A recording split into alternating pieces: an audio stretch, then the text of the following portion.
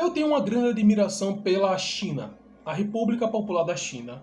Não por uma questão de concordância completa com tudo que acontece lá, afinal estamos falando de um país inteiro, não é? Não dá para pegar um país, olhar para ele, pegar uma conduta aleatória do país e dizer que aquilo acontece no país todo. Obviamente que isso não é verdade. Eu não posso julgar um país apenas pelas notícias que chegam a mim nesse meu Brasil. Não. Vamos analisar um pouco a história da China, do porquê essa história chega muito próxima do que a gente considera como heroísmo. Para falar a verdade, algumas experiências de revolução, de elevação dos países socialistas a países independentes, são experiências que muito se aproximam do que a gente chamaria de heroísmo, certo? Porque foram condições completamente péssimas, e eles ainda assim conseguiram superá-las, né? Então é uma coisa fantástica, um verdadeiro heroísmo. No século XIX até meados do século XX, a China passou pelo que eles mesmos chamam de século da humilhação. O que quer dizer? A partir do período do imperialismo, no meados do século XIX, nós tivemos várias intervenções acontecendo na região que a gente chama de China, certo? Várias leis que impuseram normas comerciais que eram extremamente ruins para a própria China, né? Na época era um império. Então nós temos as guerras do ópio, nós temos os imperialismos francês, britânico, japonês e russo recortando territórios da China.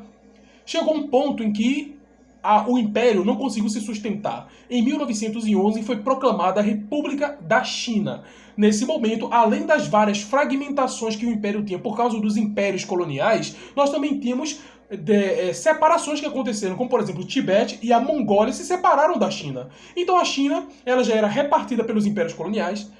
Partes delas se tornaram países independentes e ainda assim vários senhores da guerra controlavam partes da China. Ou seja, de 1911 até 1949, nenhum líder chinês controlava 100% da China. Isso que a gente tem que pensar.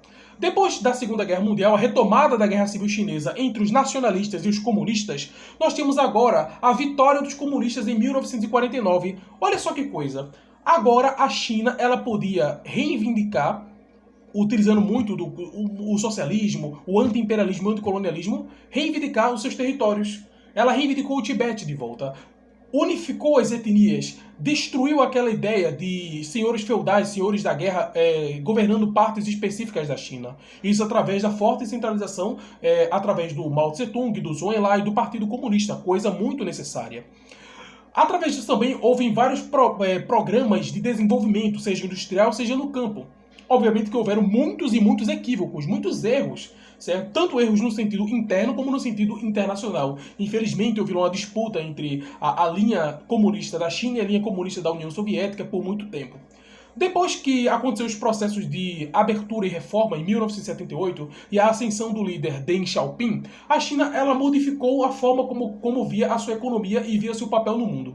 Certo? Então, o Partido Comunista se manteve, a República Popular da China se manteve os símbolos nacionais. Agora, o que modificou foi o acesso do capital estrangeiro na República Popular da China. Então, grandes projetos de privatização, de desregulamentação e tudo mais, várias leis foram modificadas, várias formas de democracia direta que existia na época maoísta também foram ou foram tiradas ou então foram descontinuadas. Existe, mas não é usado.